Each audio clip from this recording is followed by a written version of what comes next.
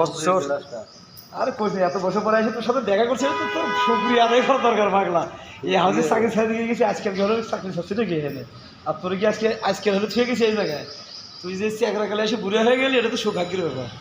আয় হ্যাঁ, মেলা দিন ভরে গেছে, 6-7 বছর ধরে ভরে রয়েছে সেখানে। মাকে দেখানো নেই, সেটা গেল না রে। এই যে কোন গাড়ি চালাই গেছিলাম না নি ওটা, হ্যাঁ এই যে গাড়ি চালাই গেছিলাম, এই যে গাড়ি। হ্যাঁ হ্যাঁ আরে জীবনের বহুদিন আগে এই গাড়ি চালাই গেছিলাম। এই যে আমার গাড়ি দেখাইতেছে, কত বছর আগে এই গাড়ি চালাই দিয়ে গেছি, সেই গাড়ি আজকে দেখাইতেছে আমারে। হ্যাঁ এই গাড়ি কত বছর আগে চালাই গেছি ভাই, কত বছর আগে এই গাড়ি চালাই গেছি, কত বছর আগে এখান থেকে গেছি। 7-8 বছর হলে চলে গেছি এখান থেকে। হ্যাঁ 7-8 বছর পরে আইছি, 7-8 বছর হলে এই ভাইয়ের সাথে আজকে আমার দেখা, এই ভাইয়ের এসে দিয়ে গেছিলাম আমি। তো আজকে সে 7-8 বছর পরে এই ভাইয়ের সাথে আজকে দেখা হলো। ইনশাল্লাহ সবাই দোয়া করবেন। এই ভিডিওটা যারা যারা দেখবে